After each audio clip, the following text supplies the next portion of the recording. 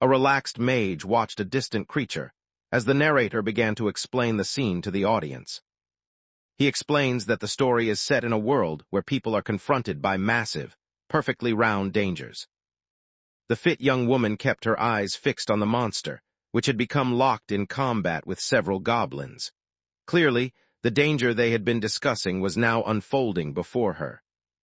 A massive beast stood before them, its entire form encased in tough, natural plating that heightened its intimidating presence. The main character reflected that although he had become an anonymous monster, there was a time when people called him Unos, his name as a human. Not long ago, he had lived an ordinary human life, making it impossible for him to comprehend how he had become a towering creature, now incapable of communicating with people. He felt certain that a dubious offer once made by a scientist lay at the root of his transformation. Despite his suspicions during the recruitment, the chaos of a global war had convinced him that anything could happen. On top of everything else, a nearby machine displayed the year as 1872, yet he remembered joining the experiment at the age of 18, back in 1648. This startling fact revealed that he had remained dormant for nearly 2 centuries. Clearly, fortune had not favored him. He appeared visibly bewildered and skeptical as he tried to process these revelations. If what? To begin, he searched for a way out, maneuvering his way through a narrow doorway. As he moved ahead, he became aware that the entire area was crowded with lifeless bodies. Scavenging through scattered debris, he discovered a matchstick, which he promptly struck to illuminate his path, a surge of excitement flickering within him. Bathed in the faint glow of the match, he pressed onward, his slender legs making soft, tapping sounds on the ground until he collided with a daunting obstacle. Before him stood a gigantic, imposing door, and with the power out, the controls remained useless. He considered the possibility of backup power in the previous room and shuddered at the thought that, had he not awakened, he could have. He chose to challenge his own power by unleashing a tremendous punch against the unfortunate door. The look on his face revealed that the building seemed to have its own intentions. He writhed on the floor in agony, yet by chance he hadn't broken a single bone or even damaged the door, a fact that left him more frustrated than relieved. Gradually, the protagonist pulled himself together, regaining his composure. From all appearances, the door was serving its purpose perfectly, standing as the sole exit from the shadowy labyrinth. If he couldn't breach it, his destiny seemed sealed within these walls. Annoyance and fear began to bubble inside him, prompting a series of desperate assaults against the barrier, but it held fast, unyielding to his every effort. After his outburst, he noticed that the door remained completely unscathed, not even marred by a single mark from his attacks. As it turned out, his words proved true. After a tremendous struggle, the door slowly started to yield. As the air filled with the noise of splitting and groaning, a way out gradually revealed itself. Based on the hero's actions up to this point, it was clear that the experiments had achieved their goals. The barriers within the facility had proven useless in stopping him. With the force of a single hand, he shattered enormous boulders with ease. As the debris settled and the barrier disappeared, a new challenge appeared before him, one that couldn't be solved with brute strength alone. Staring up at the sheer, smooth surface towering 60 meters high, he quickly assessed the situation. For someone as resilient as him, scaling such a wall was hardly an issue. At last, the incredibly strong figure emerged into the open air.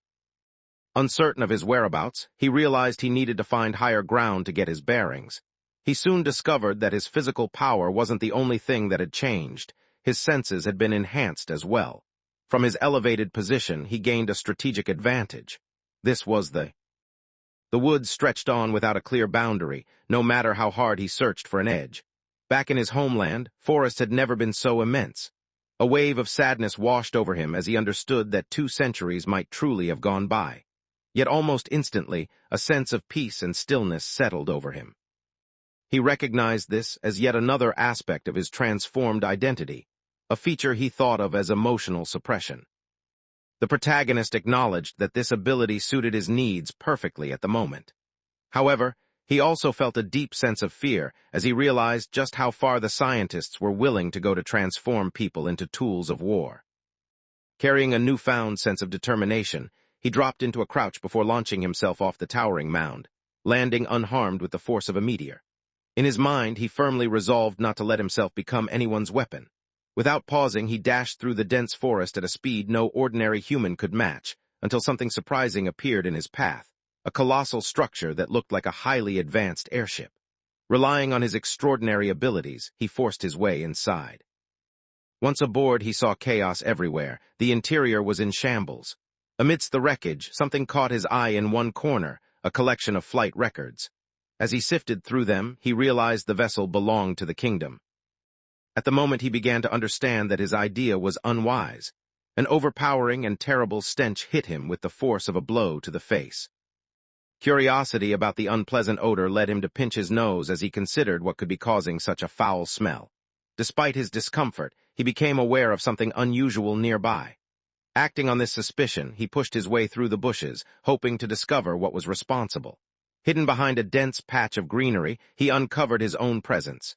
His suspicions proved correct. He had located the origin of the terrible scent. In a nearby clearing, a group of vile goblins feasted and rejoiced together. Except for what he had watched online and read in a few educational comics, this marked the first occasion the protagonist encountered such a scenario face-to-face. He was certain the odor shouldn't have been this overwhelming, which made him realize just how difficult life had become for the elves.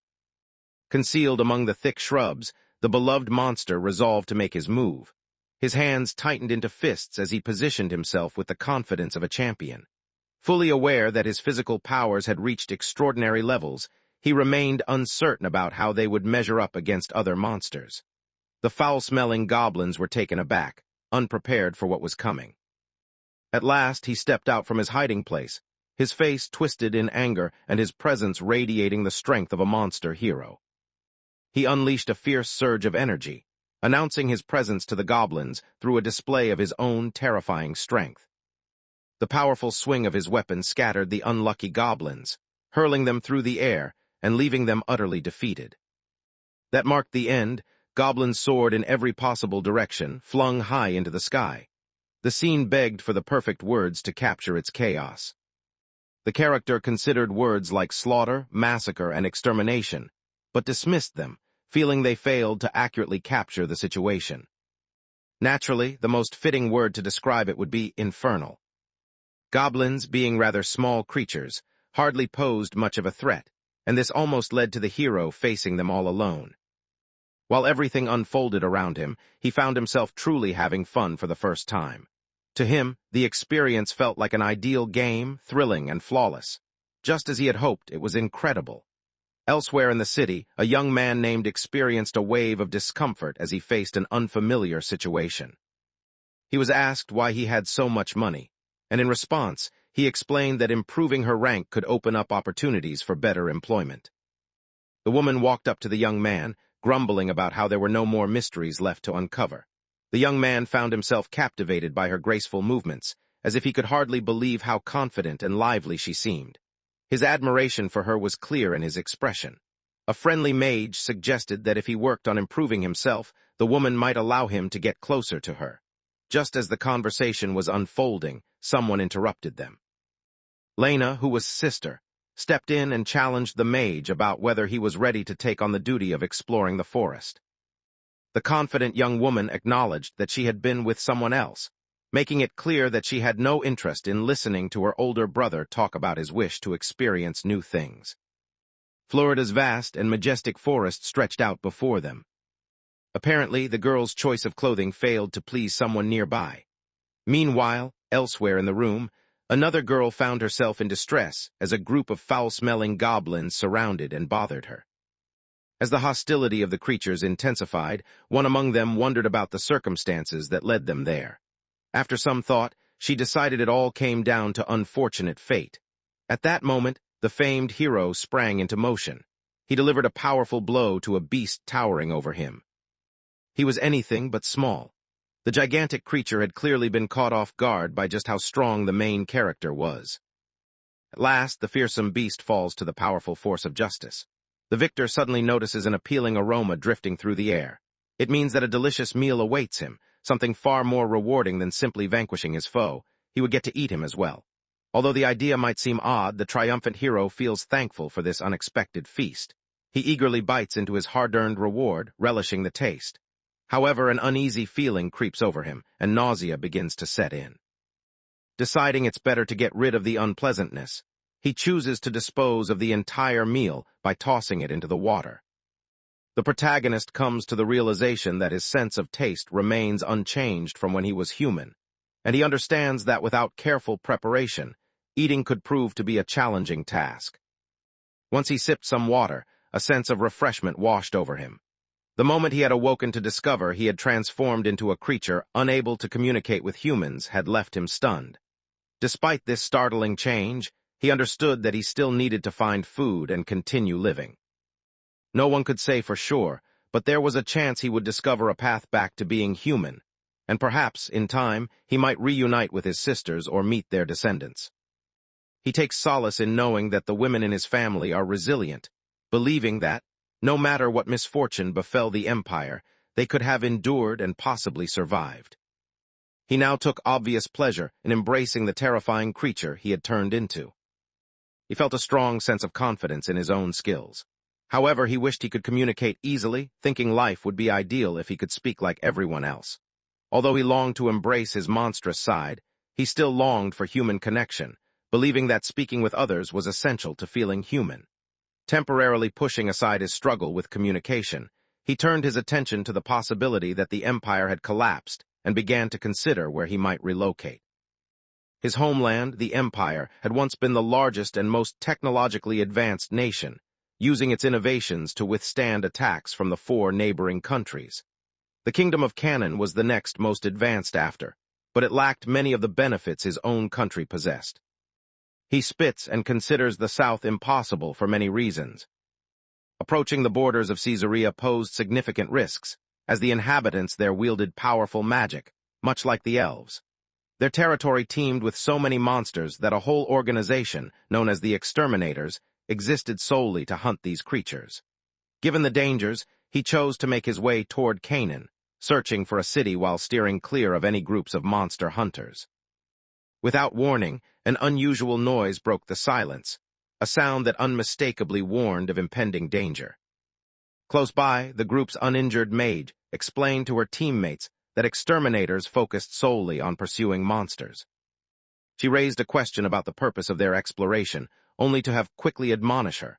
The group collectively felt uncertain about what they were expected to find, since their instructions amounted to little more than searching for something in the forest. Explained the situation, pointing out that the elves had taken over an ancient empire without consent, which left him seething with anger. The enthusiastic young man speculated that their real objective might be to uncover a hidden treasure. The mage noted that any treasure from this former empire would likely be scientific in nature and probably useless to other nations. Bubbling with excitement, expressed a wish to enjoy simple pleasures like a picnic. Her cheerful suggestion was met with a sharp rebuke from the other young man. His friends stared in disbelief, unable to process the sudden turn of events. He is hurled a great distance, crashing into a group of enraged goblins, as the mage cries out his name in desperation. The force of the blow hurled the warrior into the stone wall, leaving a trail of blood before he crumpled to the ground, knocked out cold. The remaining ally stood frozen in shock but recognized the urgency to intervene and attempted to charge at the ogre. However, before he could take a step, a swarm of goblins latched onto his legs, holding him firmly in place and stopping him from advancing. He soon understands escape is impossible, just as a huge shadow stretches across the ground around him.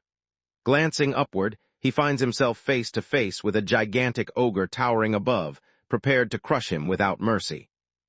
A devastating blow leaves him utterly defeated, his body barely recognizable from the force.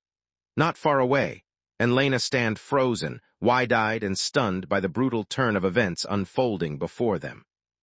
Seethed with anger over the predicament she found herself in, her hands shook while she silently vowed that she had remained vigilant the entire time. Confronting a horde of goblins commanded by a towering ogre was nothing new for the seasoned mage, yet deep down, realized she had made a crucial error in judgment. The complications before her were more severe than she had anticipated. Muttering a string of arcane words under her breath, she unleashed a powerful spell aimed directly at the massive ogre. Watched helplessly as her spell faded into nothingness before it could reach the creature. It became clear to her that some sort of anti-magic barrier was at play, effortlessly erasing all traces of her power. With dread growing inside her, she came to the grim conclusion that without her magic, their chances of survival were slipping away. A sudden scream from close by draws her focus. As she glanced over her shoulder, she saw Lena overwhelmed by a horde of grimy goblins. The mage called out desperately, but that brief interruption allowed several goblins to lunge at her, dragging her to the ground. Despite their desperate attempts to resist, the creatures quickly overpower them, seizing control of the chaotic scene. Observed her friends suffering with regret weighing heavily on her mind, silently wishing she had been able to shield her from harm. Feeling utterly powerless, concluded that she would prefer any fate over being toyed with by these goblins. At that instant, a growing rumble cuts through her train of thought. She stared forward in shock, while the goblins grew even more frightened as they saw a gigantic beast appear where nothing had been moments earlier. The mighty hero made a grand entrance, his impressive tail hitting the ground with force. The crowd watched in stunned silence, each person silently wondering what kind of creature had just arrived. Suddenly all eyes focused on the imposing, monstrous figure that had materialized without warning. The main character glanced behind him and noticed the healthy mage, now encircled by creatures whose cheerful attitudes had vanished, replaced by unease. The effectiveness of the hero's visual enhancement ability became evident to everyone observing. He believed his arrival was prompted by the strong scent of goblins lingering in the air, never expecting to encounter humans instead. Even amid the disorder, he carefully observed his surroundings and realized that the other two individuals had survived. It appeared that the goblins had relaxed their guard somewhat and were now focusing again on their primary goal. It takes the hero a moment to understand the creature's intentions, and when the realization hits, a wave of horror washes over him. He deliberately avoids focusing on the more gruesome aspects of the situation, choosing instead to step up bravely and send the goblins scattering with his actions. Nearby, the mage observes the scene with bewilderment, struggling to comprehend why a supposed monster would come to their aid and beginning to wonder if some monsters might actually be foes of the goblins. Just as hope starts to rise, a new threat emerges. A goblin shaman steps forward. These shamans can wield magic, but luckily the majority are not clever enough to use it effectively. A surge of potent magic slammed into the hero's back, yet he appeared unfazed. Instead of reacting in pain, he calmly glanced over his shoulder, searching for the source of the assault. The mage, still in shock, observes from a distance. In a shadowy corner, he catches sight of the troublesome creature, barely concealed. Summoning his strength, he springs forward, aiming directly at the daring goblin. With a grip like iron, he seized the goblin's small head in his strong hand and delivered a final move that resembled the dramatic ending of a fighting game. From the edge of the battlefield, the mage, in the same state as when she was born into this world, cradled her friend and stared in disbelief at the unfolding events. She was stunned to witness the hero withstand the very blow that had knocked unconscious, seemingly unfazed by its power. Suddenly, an enormous and formidable ogre made its presence known, signaling the arrival of the final challenge. The monster, momentarily distracted by the chaos nearby, wondered if the ogre had been lurking all along.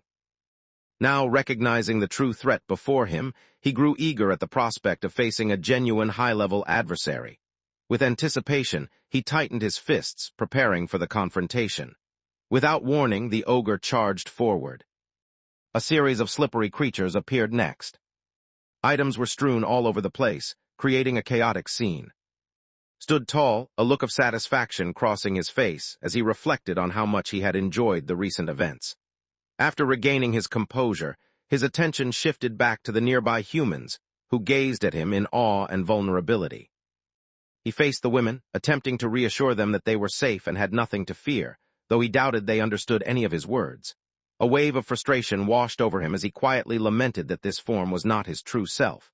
Grateful for having saved their lives, he chose to collect a few items that could prove valuable later. He discovered a potion and soon after, a sword that caught his eye with its impressive design. The mage's expression made it clear she disapproved of his choice. As he began to leave, she mustered her courage, calling out to him to halt and begging him not to take the sword. She pleaded that he could have anything else, but implored him to spare that particular weapon. While lounging beside the gentle glow of his campfire, the hero began to feel a pang of remorse. The enchanted sword he had claimed from the group of women was no ordinary blade. Such magical weapons were scarce, requiring the user to expend magical energy to unleash their unique powers. This particular sword possessed the strength to cut through even his own flesh, and it was rumored that it might also accelerate the healing of wounds, though he wasn't entirely convinced that part was accurate. He had rescued the woman, and the idea of being friends with her might have been intriguing, yet, oddly enough, he found it difficult to recall what she looked like. In another place, a person questioned about whether she truly planned to leave. Resolute in her choice, confirmed her intention to depart and retrieve the sword. However, she requested that Lena remain where she was until came back. Lena's emotions overwhelmed her as she wrapped her arms around the mage, who felt like a sister to her. Worry filled Lena's heart. She dreaded the thought of losing Ra, haunted by memories of death and the fear of being left completely alone. While they clung to each other, the mage reflected on how she had once thought about bringing Lena along. However, her main concern was Lena's safety. She couldn't bear the idea of Lena dying, and she was certain her own fate would not mirror the others. With a gentle touch, the mage eased Lena away and offered a quiet apology. As she moved forward, she considered that if Lena had truly lost hope because of all that had happened, then the hero sensed an unusual warning, as if someone from a distance was urging caution and vowing to confront him. At that moment, he felt a sudden tightness in his chest, as though some unseen force had taken notice of him. Glancing around warily, he searched for the source of this unsettling feeling, questioning whether someone was speaking about him in secret. As darkness settled over the land, a startling realization dawned on him. His body no longer succumbed to exhaustion. It had been ages since he had last closed his eyes to sleep or even blinked, yet he remained wide awake. He did not reject the thought of meaningful rest. He considered that he might be able to will himself to sleep as a form of nightly practice. Across the room sat the backpack he had claimed as a prize. Although it was much too tiny for his frame, it brimmed with potions he had taken from that well-regarded mage, though she had not agreed to hand them over. He wished for a larger bag and longed to sample the food others enjoyed. He wondered if it would be unreasonable to hope for a bun filled with something hot. If he allowed his mind to wander down that path, he realized there were countless things he would desire.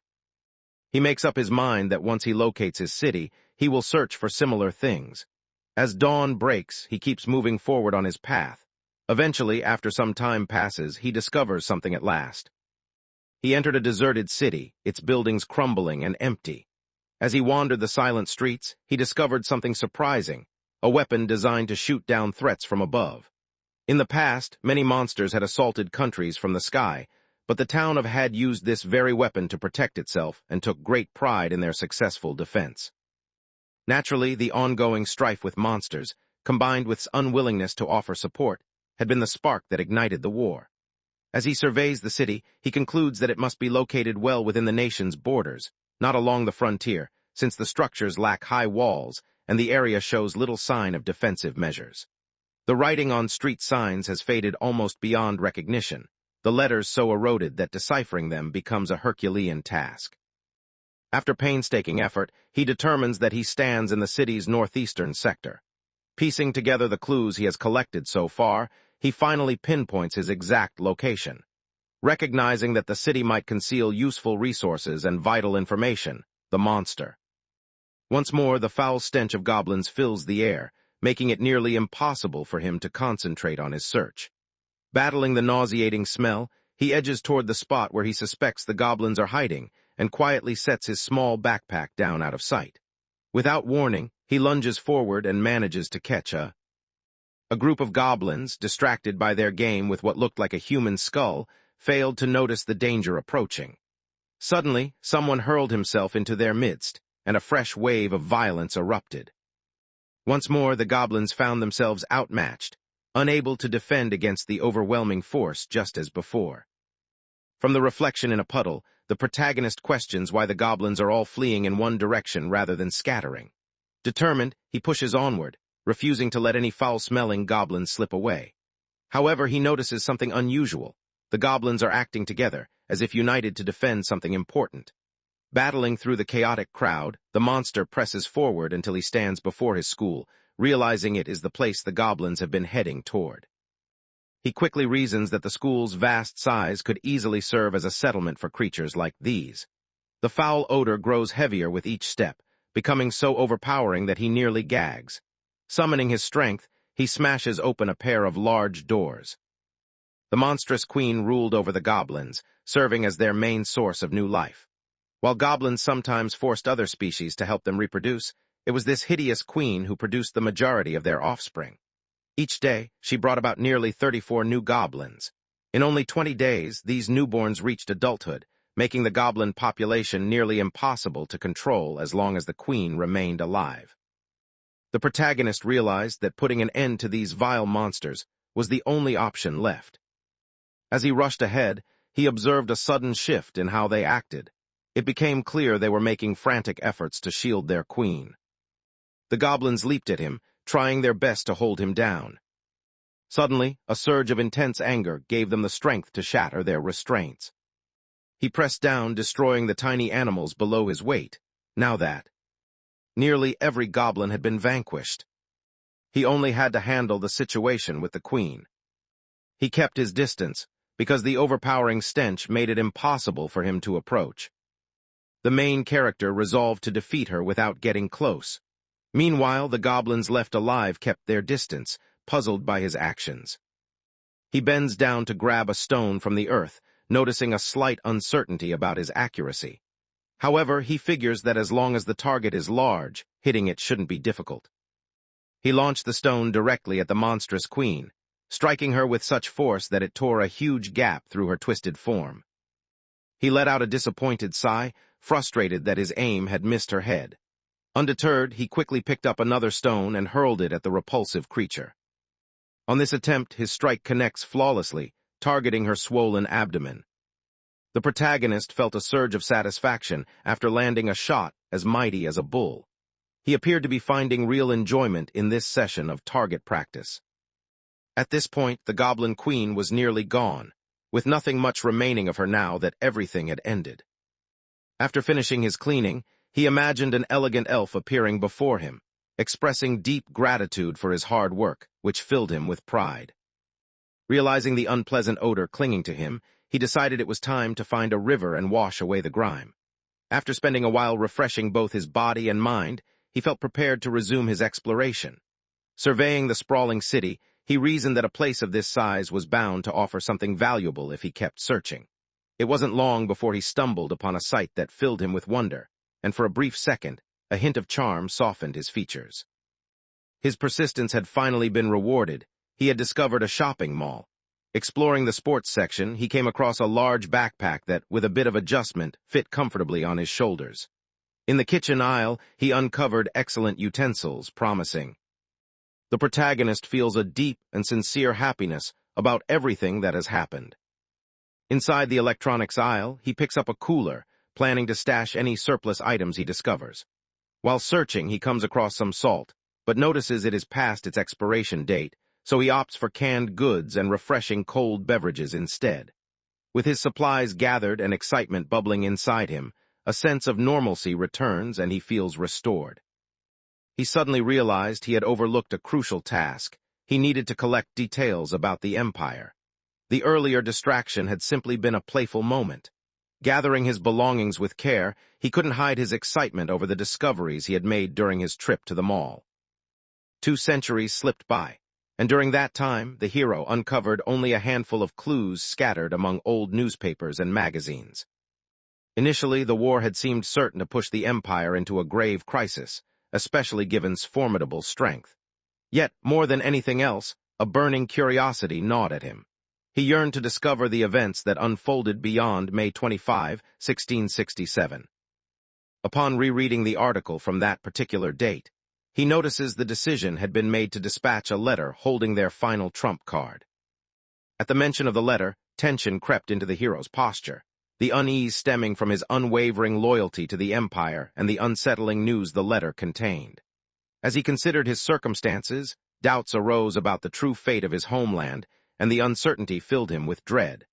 Despite his efforts to push those thoughts aside, he understood that returning home was inevitable. For the time being, he attempted to calm himself, focusing on gathering his resolve and planning his journey to the imperial capital. The monster resolves to travel the next day to a city named Dill, which sits on Canaan's border, determined to see firsthand what the kingdom is like. At last, he unwinds and soon falls into a deep, much-needed sleep. In another location, a muscular figure wondered if Dill could be found at the goblin's den. An elderly man seated at the table explained the significance of the task, emphasizing that he required the combined power of everyone present. Gale then turned to Orlando, known for his strength, to ask if he was up to the challenge, prompting Orlando to give him a gentle reprimand. Orlando admitted he could not turn down the request, especially with new recruits recently joining, as this assignment would serve as valuable practice for them. The group's strongest member inquired whether the reward for success would be worthwhile, and the older man confirmed it would be. With confidence, the man at the table struck a dramatic pose and proclaimed that his team, would handle the mission. Within a gloomy, unwelcoming forest, a group of goblins gathered together, engrossed in a conversation that, to them, seemed quite fascinating, even if no one else would find it so. Close by, an attentive figure listens intently to the ongoing chatter. Moving quietly, the hero steps out from behind the cover of the trees. Revealed his full, intimidating monster form, standing tall and confident. With a sly wink, he introduced himself to those watching, making it clear he was. Hidden away in the shadows, he seamlessly blended into his surroundings, his camouflage working flawlessly. Because of this clever disguise, he was now ready to perform something truly remarkable. The character felt an overwhelming sense of excitement and amazement at what was happening. He accidentally collided with a tree and quickly offered an apology. Adjusting to the strength of his transformed body was proving difficult. The might granted by the Empire was truly overwhelming.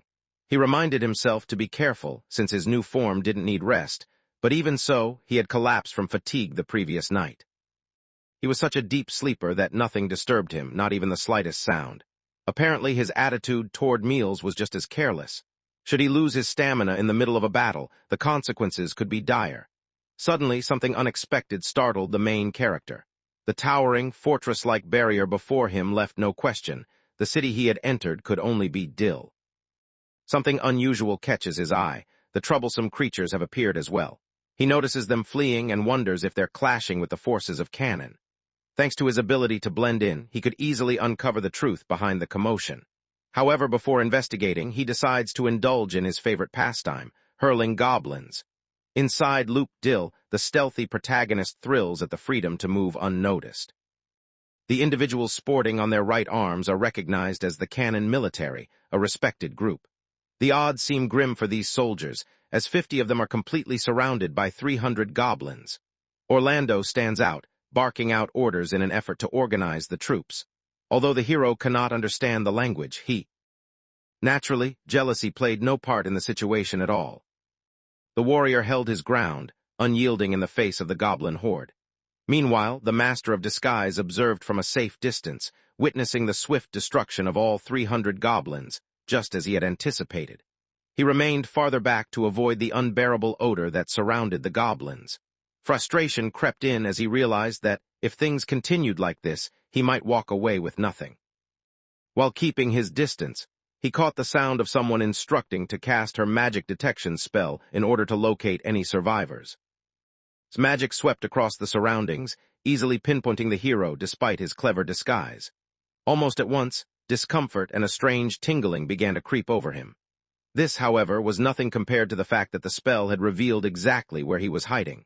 Spinning around to escape, he questioned how anyone could spot him while he was camouflaged, and if such powerful magic was truly real. At that moment, alerted her leader to the monster's escape, prompting him to command the group to give chase. The protagonist dropped down, convinced that no one would follow. However, he soon noticed he was not by himself. The relentless soldiers, eager to capture him, quickly followed his path and leapt after him. While he had been thrilled with how well his camouflage worked, their sudden pursuit caught him by surprise, and he understood that battling these humans would be far more difficult than he expected. While the mage started to weave his spell, he believed that his strong legs would let him escape his opponent with ease. The mage completed her incantation and hurled the spell toward the hero. With a resounding crash, the magic activated, forming a barrier that cut off's route. Magic was unleashed against him once more, this time taking the shape of a fiery barrier that blocked his path. As he tried to figure out how to handle this new obstacle, a voice called out to grab his focus. Orlando emerged confidently, striking a bold pose and aiming his weapon at the monster, a self-assured grin spreading across his face. His instincts take over, leaving him unaware of anything else in his surroundings. He becomes aware of what Orlando plans to do, and a surge of anger rushes through him. He felt a strong reluctance to engage in battle with the humans, uncertain about how ready they might be to handle someone with his abilities. As he shifted to confront his rival, Orlando questioned whether this would be his sole challenger. A flicker of shock crossed his face. Up until now, he had assumed was an ordinary creature. However, it was clear to him now that he had never encountered a being quite like this. Moved closer to Orlando, voicing her concern that the monster appeared extremely threatening. Orlando, however, dismissed her worries with a casual remark, admitting only a slight nervousness. Orlando clenched his jaw and signaled for his rookies to retreat, realizing they were up against a creature far more dangerous than the goblins they had encountered before. The leader of the group moved to the front, raising his sword with determination as he prepared to confront the monster. Meanwhile, the hero gave a subtle nod, silently agreeing that Orlando's decision to keep the less experienced members away from the battle was wise. Wearing a menacing smile, the enormous creature charged at the people, determined to match their efforts with its own. Orlando signaled for the assault to begin. In response, the mages unleashed bursts of magic while the archers lifted their bows, readying their arrows for release. None of these strikes appeared to have any effect on the monster. Orlando quickly notices that detail. He commands the vanguard to attack, fully aware that the monster has already shattered their spirits. The vanguard unleashed a series of expertly aimed blows, each one finding its mark on the hero. Yet, despite the force and accuracy behind their spears, they failed to overcome his strength. A wave of terror swept over one of the soldiers as he realized the danger. Yet before he could react, the monster lunged at him with alarming speed. The monster unleashed a single powerful blow, launching the soldier through the air. It became obvious that the vanguard stood no chance against their opponent. With the tide turning, the responsibility now fell to the leader to intervene. Meanwhile, a soldier landed heavily behind Orlando, who could only stare at the unfolding events in disbelief. Although fear constantly accompanied a soldier's routine, Orlando, fueled by adrenaline, confronted the beast without hesitation. The hero inhaled deeply, then rushed toward the group leader, declaring that the conflict had been initiated by them. Orlando brought his sword down with a swift motion, certain that victory was within his grasp. Could hardly believe how quickly Orlando darted around, especially while wielding such a massive weapon. Although Orlando's abilities were impressive, still believed no one could compare to their gigantic beast of a companion. The experienced fighter was caught off guard, having never imagined someone could pull off such a move. Shock swept through him and his teammates as they watched the monstrous figure stop the blow with nothing but his hands. Orlando notices the situation worsening and understands that, if it doesn't improve soon, the group's spirits will be crushed. As he looks at the creature, realization dawns on him. He now truly comprehends the sheer terror this beast inspires. Realized that her leader was in danger. Without hesitation, she sprang forward and rushed toward the monster. Orlando shouted the girl's name in an attempt to make her stop, but she ignored him and sprinted straight for. The hero found himself surprised as the fierce fighter charged in his direction. Secretly, he was having more fun with the encounter than he should have. He offered an apologetic grin before collecting himself and launching an attack at the spirited. However, she skillfully evaded his blow with a swift, unpredictable movement. Her posture revealed the results of intense training. The MC's eyes widened in shock when the Wildcat girl abruptly pointed a loaded crossbow in his direction. Before he has a chance to respond, the shot is fired. The monster is taken by surprise, and even her teammates are left in shock. In a sudden twist, the situation shifts completely. Takes the impact of the crossbow bolt, yet he has already reached the spot directly before the girl. He glares at her, anger burning in his eyes. Orlando suddenly became aware of the peril threatening his companion. The creature had crept dangerously near to her. He called out its name desperately while the creature's massive hand swept toward her. In a swift motion, the main character seized with one hand, lifting her effortlessly until she was face to face with him. The hero's concentration didn't last long before it drifted to a new interest. Now, he found himself holding the athletic girl within his large grasp. As he got ready to toss her aside, his thoughts unexpectedly lingered on the gentle curves beneath his hands. Curiosity sparked as he silently guessed whether she might wear a size 4. The main character, lost in thought, barely realizes when the girl quietly disappears. Proves her resourcefulness by leaving behind a few worthless items as she deftly wriggles free from the monster's strong and curious hold. The hero's sharp gaze soon lands on an important detail, and he reacts with astonishment, wears a size 5 shoe. At the same time, Orlando can't help but admire's clever escape. Without hesitation, he acted decisively, recognizing the opportunity had created by putting herself in danger. Motivated by her bravery and leadership, the whole team surged forward together, determined to face the monster head-on. They knew this chance was too important to lose. Meanwhile, the main character chose to pardon everyone, using that tempting excuse as justification. A warrior threw an axe, yet blocked it with ease. As more vanguard soldiers charged at him, they were easily pushed aside as if they were insignificant. At the sound of the battle cry, Orlando charged fiercely toward the hero, unleashing his full strength in a powerful attack. However, effortlessly blocked the assault, hardly breaking a sweat as he turned aside Orlando's strike. The unexpected move leaves the leader stunned, causing him to wonder how could so effortlessly counter his well-practiced strike yet again. In that moment, launches herself forward, quickly narrowing the gap that separated her from. Her weapon emitted a radiant glow. Stared in disbelief as unleashed a powerful blow with a magical weapon, her prominent features moving in sync with each forceful strike. The monster suffered a wound inflicted by her enchanted weapon. His face lit up with excitement, but her joy quickly faded as she watched the injury close up in mere moments. Stunned, she stood motionless, unable to process what she had just witnessed. Much like her leader, she was stunned that even a weapon infused with magic had no effect on him. The group appeared powerless against the monster's overwhelming strength. Realizing their hopeless situation, Orlando understood that his only option was to create an opportunity for most of his people to flee. He wondered how much time he could truly buy them by putting himself in harm's way to draw the creature's attention. To the shock of all present, the hero unexpectedly directed a finger toward the group's leader. This action contradicted everything they believed about him. Supposedly, he was nothing more than a wild, unpredictable beast. Orlando's thoughts raced as he considered whether the creature meant a bargain. Perhaps the others would be spared if Orlando agreed to offer himself in exchange. The captain commanded his soldiers to step away. As the two courageous fighters locked eyes in silent challenge, became aware that the creature was demanding a solo battle. A wave of doubt washed over him as he questioned his earlier choices. He recognized that this encounter would probably escalate into an intense pursuit, leaving him uncertain about his ability to handle it. He realizes that this is the moment to resolve everything. Orlando glanced at the group leader, recognizing he had no alternative but to step forward.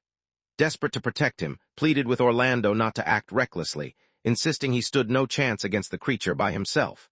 In response, Orlando tried to lighten the mood, promising to buy her favorite drink after this ordeal. With a mischievous grin, he teased her to keep those oversized things hidden, or else she might have to worry about him instead of the monster. Tears welled up in his eyes as she called him a fool, but Orlando could only offer a silent apology in his thoughts. Leaving behind, he confronted the monster, fully conscious that he was hopelessly outmatched, despite knowing just how great the difference in. Orlando moved steadily toward the looming fight, a quiet acceptance of his destiny settling over him. In his mind, he acknowledged the monster's long wait for this moment. Steeling himself, he resolved to defend his life with all his strength. As he positioned himself for the clash, both he and the beast measured each other with unwavering gazes across the field. Meanwhile, Orlando's friends observed anxiously from the sidelines, with feeling especially tense. Suddenly, an explosive force erupted. Both fighters lunged forward simultaneously, but in the blink of an eye, the monstrous creature had already overpowered the captain, pinning him down. The courageous captain could hardly believe how quickly moved, especially given his enormous build. It became clear to the captain that the creature had grown even swifter than he remembered. Before the leader could defend himself, the protagonist struck with a speed that left no time to respond, delivering a crushing blow to the captain. Orlando instantly senses just how overwhelming the difference in strength is between himself and his opponent. His companions stare in terror while the creature hoists their leader high above the ground. Despite overwhelming fear, the warrior shows remarkable courage and resists giving in. He longs to resist, but the monster's strength is far beyond his own. Orlando notices that his wounded hand is too weak to support his weapon anymore. He realizes he has reached his limit in this battle. His allies call out desperately, but the creature moves closer, its intent to consume him unmistakable. To the shock of the entire crowd, the monster suddenly ejected him onto the ground, treating him like something distasteful. Bewilderment spread across every face as they struggled to comprehend the bizarre event. Without offering any explanation, the hero calmly turned his back on the group and walked off, leaving their curiosity unsatisfied. Orlando silently questioned whether he had made a mistake, or if perhaps the creature had infected his mind with some mysterious toxin. As the rest of the group struggled to conceal their uneasy looks, appeared to have unraveled the puzzle. She inquired of the courageous leader how long it had been since he last washed his lustrous hair. The group recoiled in shock when he admitted it had been nearly 3 years. The monster, visibly disheartened by what he heard, turned away in disappointment. Overcome with disgust, he expelled everything from his stomach, loudly questioning how anyone could go so long without washing their hair. The plan had been to pretend to be in pain and use it as a reason to escape, but he hadn't anticipated experiencing genuine suffering. At least his ordeal hadn't been for nothing. In fact, he had gotten a good look at. The hero continues along the path marked by the carriage's wheels, eventually discovering where it has stopped. He sprang toward the carriage and the bandits, fully embracing his fearsome, monstrous form. Giving the performance of a true beast, he unleashed a deafening roar. The bandits, realizing the danger, wasted no time and fled in terror, though they accidentally abandoned one unfortunate member of their group. Observing the scene, he found the whole situation amusing. He was taken aback that not a single bandit attempted to resist him. This could only mean that whatever the carriage contained likely wasn't worth much at all. Fortune seemed to find the hero without any effort on his part, leaving him utterly surprised by its arrival. There was no way for him to know that these were the missing goods. The group of vibrant, well-cared-for young women gazing in his direction appeared as valuable as any precious prize. Had nearly mastered the art of acting, charming unsuspecting women with his most endearing smile. No one had anticipated these events. It seemed as though the women were intended to be sold. The hero felt a surge of joy as he took in the wonders of the natural world around him. However, his peaceful moment was interrupted when he abruptly returned to his senses and recognized that following the bandits to their lair could be a clever plan.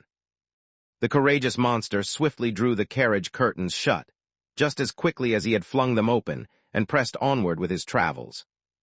One of the women inside called out to him, wondering if he had been their rescuer, though he couldn't make sense of her words. With curiosity, he pulled the curtain aside just a crack to steal one final glance into the room. The protagonist held a deep appreciation for the natural beauty surrounding there. Having committed the image to memory, he finally felt free to let go and move on. Glancing around, he found himself alone. Relying on his keen sense of smell, he carefully inhaled the surrounding air. Effortlessly, the fortunate hero detected the bandit's lingering scent. The so-called luck stemmed from the clear trail the bandit had left behind. As he tracked their route, he continued to marvel at the impressive abilities provided by Imperial enhancements. Yet he couldn't help but grieve the loss of his voice and a personal device he once cherished. Still, he reminded himself that weapons were unnecessary for him now. After carefully tucking his backpack away in a secluded spot, he enabled his camouflage.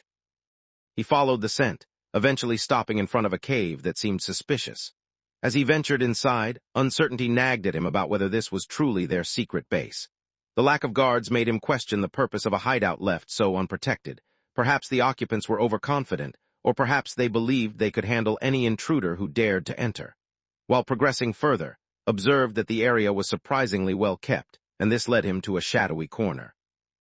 There, iron bars revealed the presence of prison cells. One prisoner had already met his end, while 2 women appeared to be on the brink of the same fate.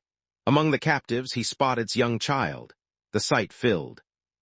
Without warning, the main character becomes aware of a surge of loud commotion and disorder all around. He moves toward the noise, where in the middle of the chaos, an employee can be heard expressing regret to their superior. Although he cannot make out the language, suspects the group is being chastised for deserting the stolen goods. The leader appears ready to eliminate them all without hesitation. As he moves nearer, the boss's voice grows louder, berating a subordinate for leaving the loot behind. When he reaches the entrance, he considers that the boss might be from another country since he can understand every word, yet the man isn't a local from.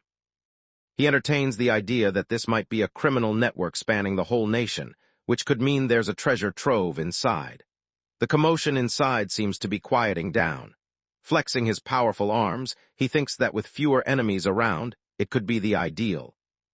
The hero crashed through obstacles and entered the room abruptly, announcing his arrival. However, he quickly realized that things were not as he had imagined. Inside, an unusual creature, definitely not the hero himself, was startled in the middle of attacking another member of its own gang. Stared in disbelief at the horrifying sight that unfolded before his eyes. The creature's body resembled a person from the waist up, while its lower portion took the form of a spider's many legs.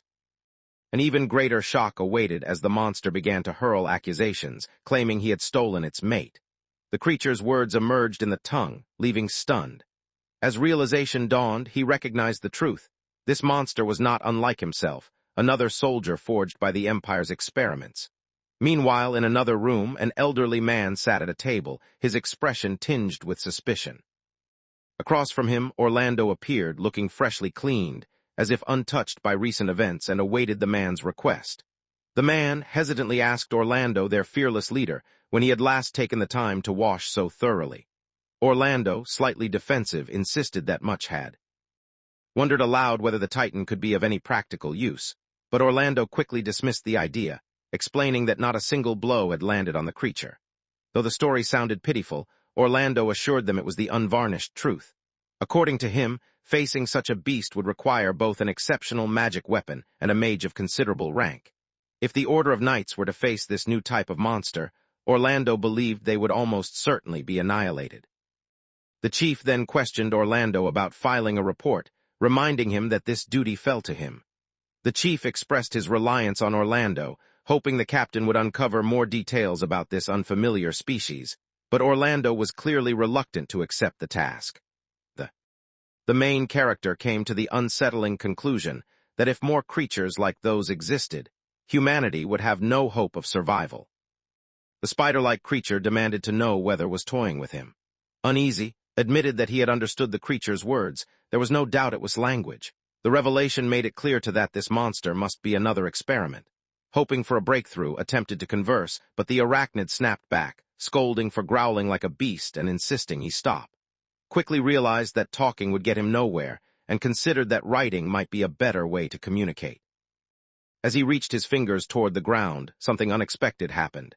Found himself ensnared, fine, nearly invisible threads stretched out around him, pinning. The hero found themselves puzzled by the rapid turn of events, questioning if everything had been arranged ahead of time. Meanwhile, the spider monster let out a dismissive laugh, clearly unimpressed, and mentally dismissed the group as entirely incompetent. The situation dragged on, with the speaker criticizing the other person for failing to tail someone discreetly and getting discovered without much effort. The speaker's frustration grew even more intense, as their plans for enjoying time with the next girl were abruptly interrupted by this unexpected intrusion, which spoiled everything. The creature appeared agitated as it complained about misplacing its toy, yet this loss ultimately had little impact. Regardless, it found pleasure in spending time with the women. The protagonist grasped this situation with complete clarity, recognizing the emotions that must be swirling inside the creature. He could relate perfectly to what the monster was experiencing. The man spoke incessantly, even confessing that he allowed his subordinates to interact with the woman in groups. He recalled how much he had enjoyed himself and considered repeating the experience. The situation deteriorated further as he bragged about forcing the woman to dance and turning the child into part of his twisted amusement. The monstrous being thought back to the pair of women he'd spotted in the jail cells upon first arriving at the lair. With a wicked chuckle, the creature became lost in thought, debating where he might put them next. So caught up in his musings, he barely realized the hero had already closed in on him. As the assault commenced, the giant spider managed to evade at the final second. The forceful strike smashed the earth in the spot the creature had just occupied. The main character reflects on his own experience, realizing that he can relate to the spider's pain after enduring similar changes to his body and losing all the people he once cared about. However, this person was far from a hero, and the towering creature was ready to defeat him on the spot. The vicious beast evaluated its surroundings, quickly understanding that the webs meant to ensnare people could not hold back a monster like itself. Meanwhile, observed a crucial detail. The creature remained unaware of its own status as an experiment. This gave a unique opportunity to surprise it. Staying out of harm's way, he cleverly worked to clear away the dangerous threads. Using a nearby body, he swept the sticky fibers from the area. It became clear to him that the webs were extensive, revealing just how carefully the creature had set its trap. The vicious beast grew agitated with the hero and lunged straight at him, as himself to fight back. The monster seized the same body he had previously used and hurled it at the spider-like creature, but the attack seemed to have no impact. However, this was only a diversion, and while the arachnid was distracted, the monster managed to close in and strike the merciless creature with his strong hand. He seized the creature in his grasp and squeezed it tightly, announcing that its fate had been sealed. As expected, the creature deliberately cast off its skin and sprang away, completely unharmed. Once more the two experiments stood opposite each other, meeting face to face. All at once, an uneasy sensation washed over the scene. The hero winced as a sudden, intense pain shot through his hand. When he glanced down, he noticed traces of the creature clinging to his skin, where a strange acid was eating away at his flesh. The creature let out a laugh, explaining that the slimy layer beneath its skin could burn like acid. The character let out a furious scream, demanding their opponent's demise. A spray of thick, shadowy fluid sprayed down onto. As his strength faded, became aware that poison now coursed through his veins. The monstrous creature, seemingly satisfied, turned away from and strode off, its laughter echoing through the air. Observing this, concluded the poison must be exceptionally potent if even the creature felt confident enough to leave him behind. He recognized the urgency of his situation. Suddenly, he recalled the potions he had received from the robust mage. Although he was uncertain about the potion's effects, realized he had no choice but to rely on it now. The creature's mocking laughter still carried on the breeze as rushed to his backpack, retrieved the potion, and consumed it, silently praying it would save him. The discomfort and lack of sensation appeared to be gradually diminishing. The monster stared in disbelief as he discovered his wounds had vanished, leaving his body whole once more. Examining his hand, previously nothing but exposed bone, he now saw healthy flesh restored over it. The miraculous effects of the potion amazed him. Overcome with gratitude, he offered heartfelt thanks to his healer, silently acknowledging her as the one who saved his life. Turmoil filled him, for he had never faced the threat of death or known true pain since the day he became a test subject. A troubling thought crossed his mind. If that creature ever unleashed such power recklessly against people, the consequences could be devastating. He realized that others might be suffering just like those he had already seen imprisoned. Insists to himself that he never planned to be a hero. Still, he knows he can't stand by while innocent women are put in harm's way. Deep down, he also dreams of getting involved in something meaningful someday. The urge for revenge doesn't need any further reason. What has already happened is more than enough for him. Now that he has shaken off the pain and numbness, sets his mind on the task ahead. The creature's scent lingers in his memory, making it easier for him to track down his target. Not far away, the ruthless beast keeps a close eye on the carriage, transporting the cargo everyone is aware of. The untamed landscape of the area became even more apparent. Among the group, a woman had stepped forward to take control of the carriage and was making an effort to accomplish a task. Perched in the tree, the creature gazed at the woman with admiration, convinced of her beauty and imagining she would be truly complete if she had a child. He pondered ways to make her suffer, lost in malicious thought. Without warning, a powerful force crashed down next to the creature, snapping its attention away in shock. Charging onto the scene, the determined hero arrived, brimming with resolve. The creature reels back in shock, unable to comprehend how its adversary has managed to survive. Without warning, a second item hurtled toward the exact spot the creature had just occupied, forcing it to dodge at the last moment. The vicious beast grew increasingly frustrated, realizing that its prey was slipping out of reach. The creature remained confused by the circumstances, growing irritated that the monster showed unexpected intelligence by avoiding its web. Meanwhile, the protagonist toyed with a stone in his hand. Since his encounter with the Goblin Queen, he had practiced his throwing skills and now felt confident enough to assist the woman in making her escape. Now, the situation had become a competition of stamina between the two experimental subjects.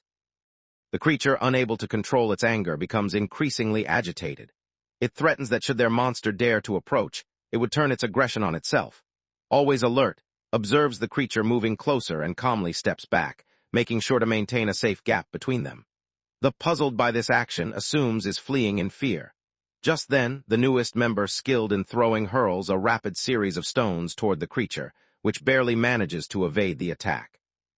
The creature attempted to pull back, but blocked its escape. Already anticipating this move, the creature narrowed the gap between them.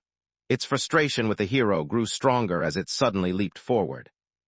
The creature bent its unusual form backward and unleashed another stream of foul venom, aiming directly at the hero once more. Wonders if he is attempting to escape by distracting him with the venom. The monster sprang aside, skillfully evading danger, and swiftly returned to confront the strange being. Satisfaction grew within him as he noticed the encounter unfolding just as he had planned. Each time the odd creature pulled back, he quickly narrowed the gap between them, but if it advanced, he would swiftly retreat. When he moved forward, he took advantage of the surrounding trees to brush away sticky webs, and whenever a chance arose, he hurled stones at his opponent. They needed only to follow these straightforward instructions again. The spider-like monster, pushed to its breaking point, let out a desperate cry, insisting that should battle with honor. However, understood that such a request was hollow coming from a creature that had never respected fairness itself. He explains that what is happening isn't a grand battle, but rather a hunt. The cycle continued as he used the trees to clear away the webs, while the creature relentlessly attempted to strike him with its venom. As darkness settled over the forest, night began at last. The weary creature struggled to recall how many days had slipped by since the battle began, though it seemed far longer than just a few weeks. Confusion filled its mind as it pondered why, among everyone, this particular monster had become its opponent. The situation felt unfair, and it wondered why it was forced into such a relentless fight. With nowhere left to escape, it found itself trapped. Uncertain of the unfolding events, the merciless beast's vision blurred and its head began to spin. Its strength faded rapidly, having been any chance to feed or recuperate by the relentless hero. Now, the creature found itself too weak to create webs or produce venom.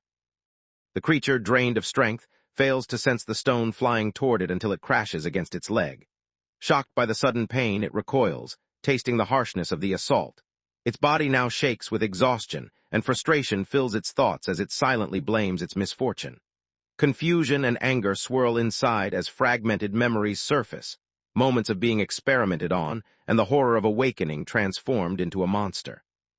The creature, visibly on edge and uttering a string of curses, lunged at the hero in a frantic bid to shift the odds in its favor. Caught off guard by the sudden attack, the monster is pelted with a rapid shower of stones. RMC's energy remained high as they moved swiftly, peppering the creature with a rapid barrage of shots that left it filled with holes. The merciless beast dragged itself across the earth, racked with agony, as the monstrous figure approached and seized it firmly by the throat. He mercilessly finishes off the vile and loathsome beast. The monster herded the suffering creature through the clearing, its anguished cries echoing all around. The creature reached a tree, slammed its head forcefully into the rough bark, and started to. He starts cutting into the surface using his powerful claws.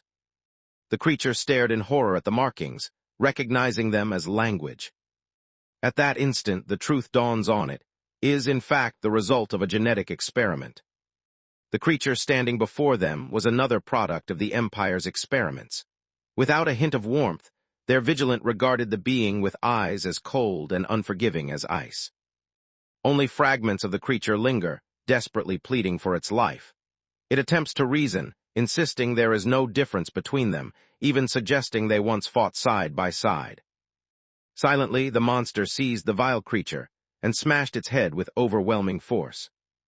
Feeling a wave of revulsion at its words, he insisted that no one should ever compare you to such a thing. Perched atop a jagged cliff, the transformed hero silently surveyed the vast terrain before him. Years had slipped by, and the once human protagonist, now a monster who awakened 2 centuries into the future, found himself within the borders of the elven realm known as the Republic. Unexpected as it was, his journey had brought him to this peculiar kingdom. A silent apology lingered in his thoughts for the long wait before the anticipated elf girl chapter. Meanwhile, questions lingered about the outcome of reconnaissance mission. There were several details to consider. Following his victory over Spider-Man, the hero had traveled to a border city straddling, and, notably, the people there had turned their backs on scientific. There were also male magic users.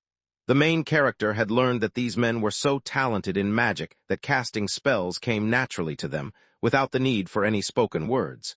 Their power appeared to have no boundaries, making it seem as if they held an unfair advantage. Magic weaves through every moment of an elf's day, assisting them with even the simplest chores like lifting objects or cleaning. Yet, what makes elves truly fearsome isn't their mastery of magic. Hidden behind a bush near a quiet lakeshore, the protagonist quietly debates whether the right moment has arrived. Wearing a look of concentration, he reveals that a formidable elven menace has arrived. Namely, a group of irresistibly adorable elf girls known for their unusually high health. Had spent considerable time at the lake for his reconnaissance, where he discreetly watched more than 100 elf girls. Each one possessed remarkable beauty. His frequent patrols in that area were always under the pretense of studying the local wildlife and identifying potential threats. However, he knew it was time to continue his mission elsewhere. Upon reaching the second surveillance location, the hero activated his unique sight, quickly spotting the group accompanied by Miss Number 6. Out of all the individuals present, Number 6 stood out as one of the threats he found most intriguing. He speculated that she might be a teacher, since she consistently appeared in the company of children. Nevertheless, the monster's attention remained fixed on the immediate danger, recalling how he had personally assigned the name Number 6 to her. Meanwhile, within the lake, the striking elf laughed and played with the children. The hero found particular interest in how her wet clothing clung to her form, highlighting the potential threat she represented. He even refined his observation skills, employing an impressive zoom to gather more details, all justified. He kept his eyes fixed on the lively activity happening in the water, his attention unwavering. A surge of excitement filled him as he hoped they might repeat their playful antics.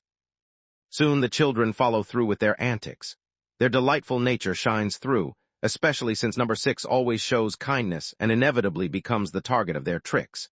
The elf reprimands the youngsters for their behavior, while though agreeing that their actions are shocking, suggests that they are capable of even more mischief. Number 6 departs, gathering the elven children to leave with her. Meanwhile, from his concealed vantage point, he praises the elf for her convincing act and acknowledges the mischievous child who helped enliven the situation. Without warning, a surge of fear washes over him. A blindfolded elf made a dramatic entrance, her strength evident to anyone paying attention. The hero exclaimed in surprise that contestant Number 8 had shown up sooner than expected, all while the elf stood firmly, commanding the scene with her undeniable presence. Overcome with fear, he concluded that she was a ruthless elf, relentless in denying him any chance to relax. The monster found himself particularly fascinated by elf Number 8, drawn in by the immense power of her magical abilities. She was never seen without her loyal attendants, a clear sign of her high standing in her homeland. There was a purpose behind her constantly closed eyes. The ceremonial nature of her bathing rituals only heightened her aura of mystery and strangeness. For all these reasons, the hero believed that being a monster was essential. They stayed nearby, carefully watching each action. The elf's movements radiated an intimidating aura. While appeared cheerful and excited, his response didn't match what one might expect in such a situation. Even after witnessing the elf's immense strength, the protagonist found himself powerless to respond. Memories surfaced of a loathsome spider, grumbling about the loss of its once useful plaything. The monster speculated that the spider had regained consciousness before he himself did. He questioned whether the vast emptiness had gathered over time, and transformed that being into a stain. Found himself feeling a trace of pity for the creature, unable to ignore the unsettling idea that he might one day share its fate. He often found himself unprepared for sudden emotions, so his habit of suppressing them would automatically take over. This ability proved valuable, giving him the chance to calmly think about more serious matters that he might be able to influence. As the sun began to set a short while later, the scene changed. Because the elves had stopped visiting at this time, the monster was free to collect resources and wash the dishes. His cooking skills had gotten better. He prepared a somewhat tasteless meal, skillfully wielding his enchanted sword in place of a regular kitchen knife. Nate lost his balance and tumbled to the ground. Following a comforting dinner, fatigue overwhelmed the group, yet true rest eluded them. One of the heroes, unable to drift off despite turning restlessly, eventually pushed himself upright. Thoughts of the Empire filled his mind. Perhaps there he could meet others who had endured the same experiments. Still, countless other motivations tugged at him as well. He had been aware for quite some time that going back to the Empire was something he ought to do. He struggled to reach a decision, unable to settle his thoughts. The memory of the endless forest, scattered with deserted ruins and lurking monsters, came back to it. The hero also remembered that the last entry in the records was on May 2nd. Although he suspected the Empire could have survived in some hidden place, he refused to accept that possibility. Inside, he was afraid that hoping would only bring disappointment. He questioned whether his own fate might mirror that of the strange creature he had seen. Felt a deep sense of worry, even though he found daily encounters with the elf girls to be quite entertaining. Doubt lingered in his mind, making him wonder if he was simply pretending all along and forcing himself to accept it. The reality of this inner conflict weighed on him more than he had anticipated. Resolute, he settled on a course of action. He would set out for the imperial capital. As the sun rose, the young man packed his belongings, uncertainty and turmoil still churning inside him as he embarked on his path. Pausing atop a high cliff, he gazed down at the elves playing in the river below, silently bidding farewell to two of them, known to him as number 6 and number 8. Turning away, he listened to the sounds of laughter and water echo behind him, reflecting on the difficulty of hiding the truth from. The girl lay in bed, tears streaming down her face, overcome by the deep ache of longing for her parents. Believed that adulthood would bring her the chance to go back to where she grew up. Yet, as she remained youthful, she stared wide-eyed at the unexpected sight before her. What lay before her appeared to be the ruins of her once prosperous homeland, now reduced to devastation. Overcome with fear, she startled awake, soon realizing the terrifying scene was only a dream. The narrative then shifted to the kingdom of, made her way along the bustling streets, quietly absorbing the conversations of those she passed. She approached a resourceful woman for questioning. The woman insisted she had already shared all her knowledge about the monsters with the city guards. However, when handed her a coin, the woman's mood brightened, remarking on the mage's uncommon generosity. In exchange for her kindness, requested every bit of information the woman possessed, no matter how insignificant it might seem. The talented woman admits she likely lacks knowledge valuable enough for a silver coin, yet she promises to reveal all that she is aware of. The captives were being led away by the bandits when, to make matters worse, a creature matching the terrifying description appeared before them. Terrified by the sight, the kidnappers abandoned their prisoners and fled in chaos, which was entirely understandable under the circumstances. The mage later inquired about the monster's motive for attacking the carriage, but the woman could only admit she had no clue. The creature seemed to be investigating the area around the carriage, even scrutinizing them with keen interest, but after a brief inspection, it simply departed. Still unsettled, the woman explained that she believed the ordeal was over, at least, until the monster abruptly returned. The creature lingered for a while, silently observing them, then vanished once more without. She goes on to mention that if his having money troubles, could come work for her and earn a good living through honest means. Becomes embarrassed by the suggestion and expresses her gratitude, unsure whether the offer is meant as praise. While making her way down the street, his mind drifts back to the monster, certain that he exists within the story and is lurking nearby. As she walked past a cluster of adventurers debating how to spend their future earnings, her mind drifted inward. Memories surfaced of a man who once praised her abilities, insisting she possessed remarkable skill. When she was just 8, She had followed a so-called mentor who promised to nurture her magical gifts, though his true intentions were selfish and exploitative. Suffering under his control, she endured mistreatment and relied on the whims of those around her, eventually reaching adulthood, only to witness the destruction of her home by rampaging monsters. In her recollections, she saw herself crumpled on the floor, overcome with tears of anguish over the past. The mage reflected that, in hindsight, she must have lost her sanity during that period. She turned into an adventurer who ruthlessly pursued monsters, often coming dangerously close to death. On some occasions, her companions tricked and mistreated her, but she no longer cared about anything else. Her relentless will to wipe out monsters was the force that kept her moving forward. It was during this period that she encountered Lena and two siblings who invited her to team up with them. Previously, she had only ever been part of groups that were already formed, making this her first experience participating in Creatin' One. Eventually, became a member of their party as well. In the beginning, acted quite casually around them, but as they faced both happiness and hardship side by side, their bond deepened. After spending significant time together, she recalled excitement when they took down the ogre with a magic sword, and remembered the moment Lena managed to save, who had believed her injuries might be. Wondered aloud about the fate of the magic sword, then proposed that she'd hold on to it because she was in charge. With a warm smile, encouraged him to prove himself deserving of the weapon, and he responded with a joyful nod. The mage realized that, for now, this group felt like a place where she truly belonged. Reflects on how monsters have consistently stolen the things she treasured most in her life. With unwavering resolve, she insisted that the sword was evidence of the bond she shared with her group, and she was prepared to do whatever it took to reclaim her rightful place among them. At last, a memory surfaced in her mind, recalling how it begged her to come back safely. Assured she would return, then pressed onward with determined strides. The protagonist made his way through the devastated city, carefully taking in the destruction around him. He realized that it was obvious when a location had already departed from, hurrying toward the Empire with all possible speed. As evening approached and the sun dipped lower, he finally arrived at the remains of the city. Considering his surroundings, he assumes he must be in the city though the condition of the area makes it difficult to be certain. Without warning, a realization strikes him. He wondered aloud if the elves might be behind the trouble, reflecting on previous encounters with the lively elf girls, though he quickly dismissed the thought as a jest.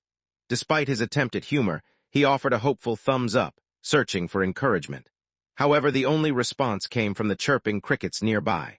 After Mike's fall, the monster still felt full of energy and continued racing toward his goal. At last, as he advanced, he picked up his pace slightly. They noticed an object slicing through the darkness overhead. He spotted a familiar landmark, the Iron Tower stood before him. Gazed in awe at the technological wonders of the Empire, his eyes lingering on the slightly tilted tower that, despite its flaws, dominated the landscape with authority. As he looked, memories flooded his mind. He could almost see a family exploring this very spot together. Lost in thought, recognized how certain places could stir vivid recollections of his loved ones. Suddenly, a sound from behind interrupted his nostalgic reverie. Spinning around, he found himself face to face with a group of foul-smelling goblins. The man remarked to the goblins that their foul odor had given away their location. Surveying the area, he noticed a large number of goblins present. He wondered if a queen might be close. At this moment, the monster senses an ideal opportunity unfolding before it.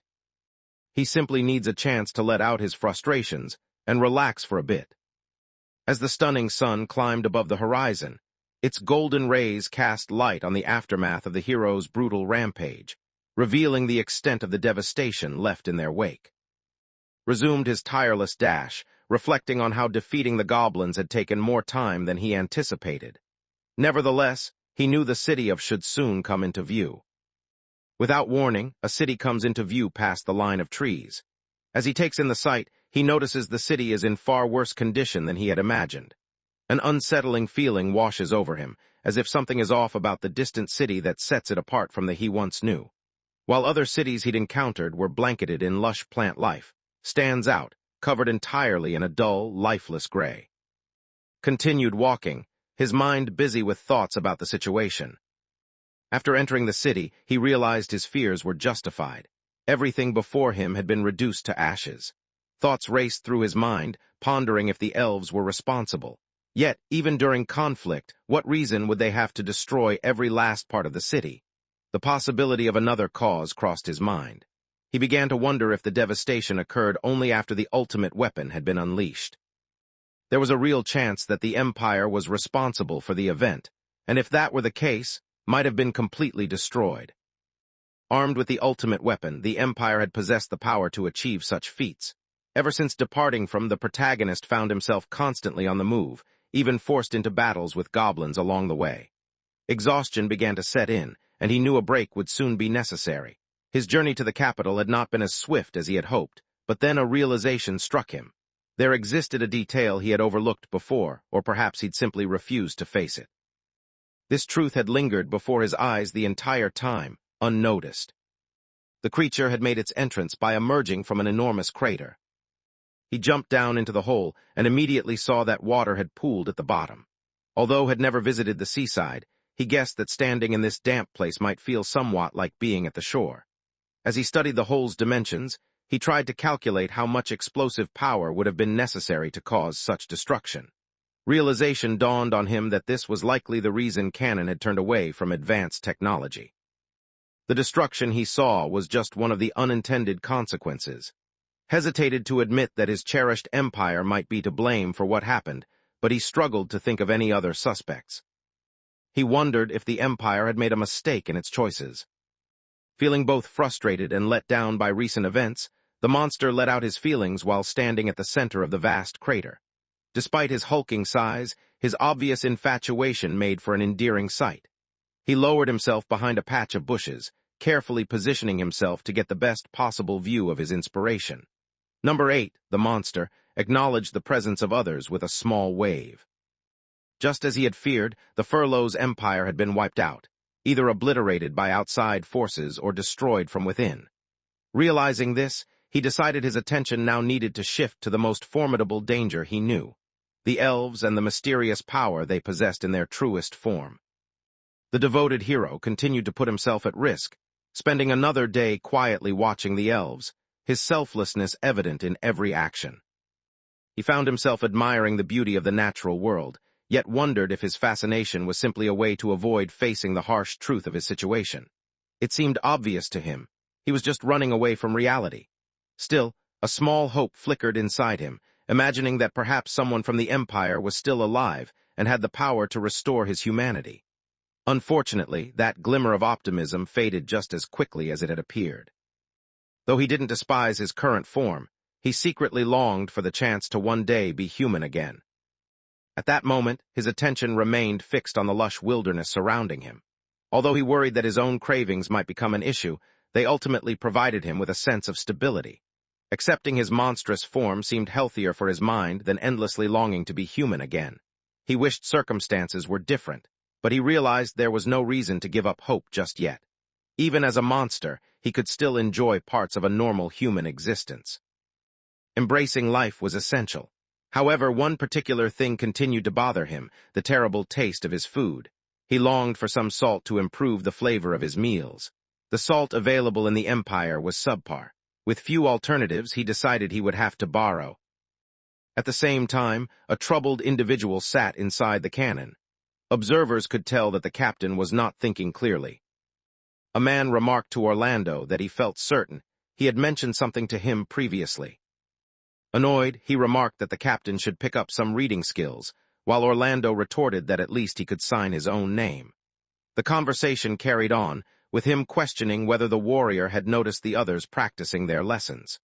Orlando acknowledged that he had seen them, but his indifferent attitude showed he wasn't particularly interested. The man finally surrendered and offered to read the key sections aloud on his behalf. The captain remarked on the man's generosity, noting how thoughtful he was. Orlando mentioned that a single individual had wiped out the entire goblin colony, which the other man found difficult to accept. The group's leader then pointed out that, after facing that unfamiliar type of monster, such a feat seemed more believable. He wondered aloud why their main monster posed such a significant threat, and suggested it might have been capable of causing even more destruction. The other man reacted with shock, while the captain explained that if such events occurred, the reward for capturing the creature would rise. Only No would end up taking the prize for themselves. One of the men glanced at his companion in shock, eventually remarking that he could practically see the word money written across his expression. Annoyed, the man demanded that the captain rein in his excitement. The captain conceded but admitted their desire for the cash remained strong. Their conversation shifted to the heavy expenses they faced, including buying weapons for battle and putting resources toward training new members. Orlando pointed out that, although they had plenty of weapons in their arsenal, their group clearly suffered from a shortage of mages. A problem he noted was probably widespread. The other man mentions that, to his knowledge, lacks skilled mages. Meanwhile, the captain drifts off into thought, imagining the possibility of a stunning mage who isn't interested in wealth. He hopes she would be both exceptionally strong and in excellent health, hinting at his true desires. The man who remained on his feet announced his intention to bring the matter before, causing the captain to become visibly anxious. Orlando faltered, struggling to find words as he questioned the man's reasoning. A soft laugh escaped the man's lips as he mused aloud about discovering the answer. He then claimed to recall the existence of a 2-century-old beverage at the tavern, hinting that if the captain consumed it, all memory of this incident might vanish. With newfound determination, the captain rose to his feet and accepted the proposal. The man responded with warm gratitude. At that moment, looking remarkably well, entered the room. She swings the door open and shares the news that tonight, the captain is treating everyone at the tavern to drinks. Excitement sweeps through the crowd as they react with cheers. Orlando glances around with concern, clearly uneasy about how much this generosity might cost, but his companion brushes it off, joking that such a reward is fitting after all their idleness. Meanwhile, the large, intimidating man stands nearby, his presence impossible to ignore. It seemed that the bandits showed some fear when they saw the hero. Luck was not on their side. Couldn't understand the conversation, but it was obvious the people feared him. Upon his arrival in Canada, he had stumbled upon a group of bandits assaulting a merchant caravan. Now, he suspected that a few of those bandits found themselves in serious trouble. He decided that this was the first point, but he also noticed a small detail that appeared to serve as a filler. The scene became so chaotic that the protagonist found himself unsure if he should praise their inventiveness or mourn their fate. Suddenly, was jolted back to awareness as a gang of bandits launched a clumsy assault against him. He wondered aloud why they chose to fight instead of escaping when they had the chance, suspecting perhaps their leader was a goblin. With a forceful strike, he made it clear that bandits of this caliber were no match for him. The character hesitated, restraining the urge to completely destroy one of them. The young man is hurled through the air, utterly defeated, while the rest of the bandits suddenly realize the danger they're in. Panic sets in, and they scramble to escape as quickly as they can. The creature insists that escaping now is impossible. At this stage, he loses all restraint, swiftly defeating another bandit as two more attempt to flee the scene. In one swift, forceful motion, he closed the distance to the remaining pair almost instantly and swiftly defeated another opponent. The sole survivor drags themselves across the floor, forced to watch the chaos erupt around them. He shakes uncontrollably, unable to stop himself from wetting his pants in fear. The terrifying figure of the monster towers above the sole surviving bandit, casting a dark and overwhelming presence. He remembered how his mentor always emphasized the importance of being the first to provoke others. The monster responded with determination in its eyes, affirming Sensei's statement. With a well-aimed blow, he defeated the final bandit. Although most of his teachers had been male, he realized he owed a great deal to a certain instructor from the educational DVE.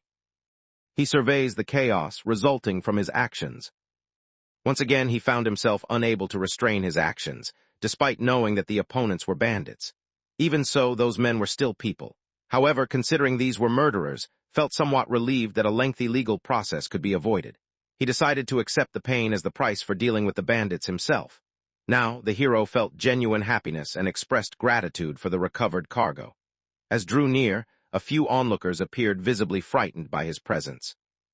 Time passed and the hero's satisfaction grew. At last, he had obtained what he valued most, 2 jars filled with precious salt.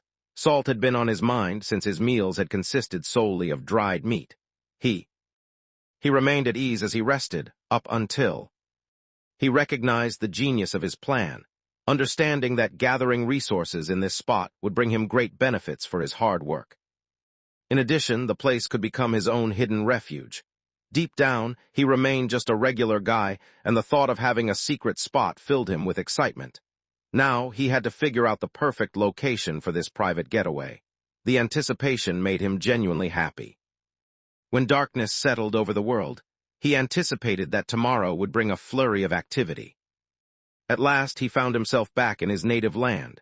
The journey had stretched longer than he planned, slowed by the delicate salt jars carefully packed in his bag.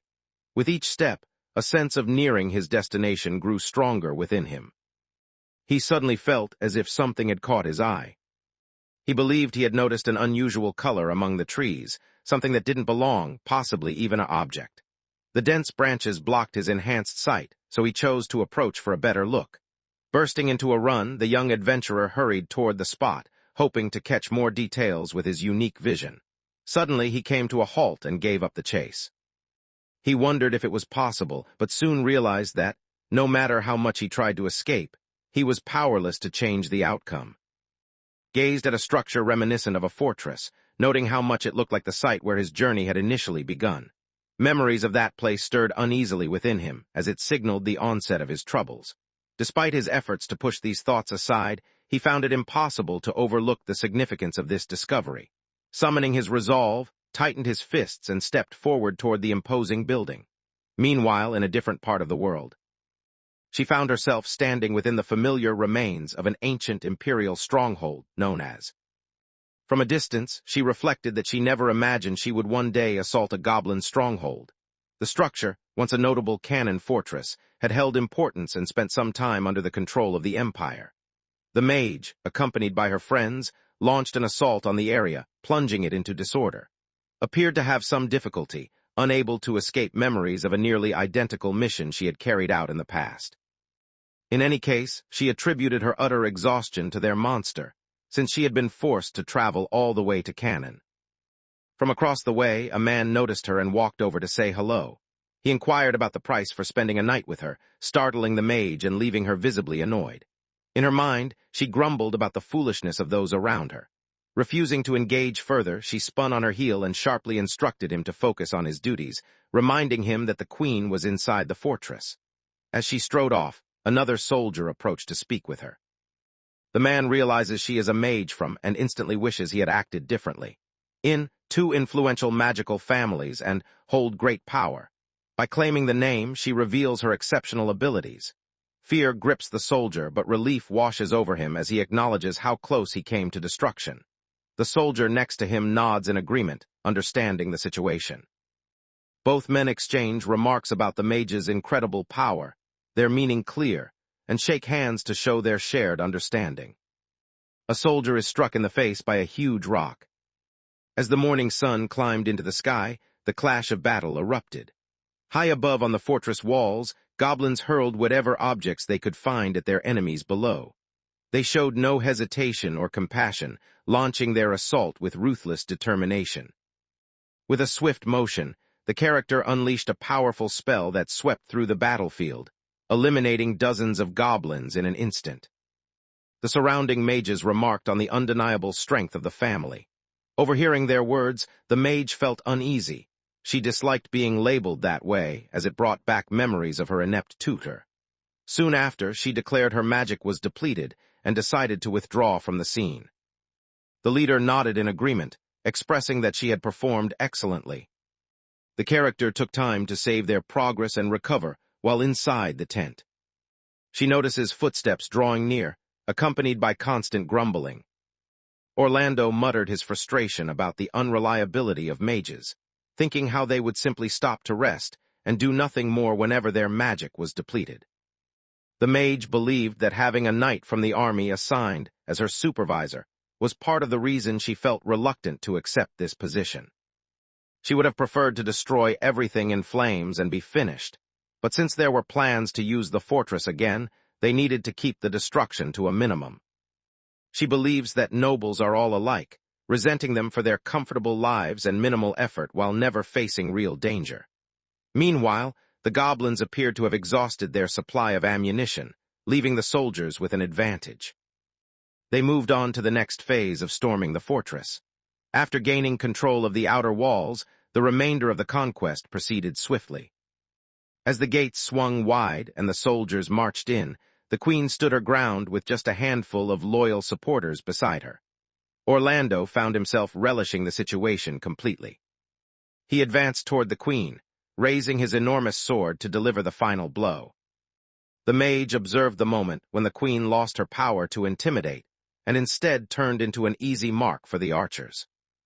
As the battle drew to a close, the casualties remained low, and with the fortress back in friendly hands, everyone agreed it was a complete triumph.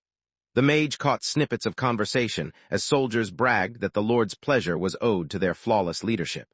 Their arrogance grated on her, especially since she knew that particular soldier had caused more problems than he solved.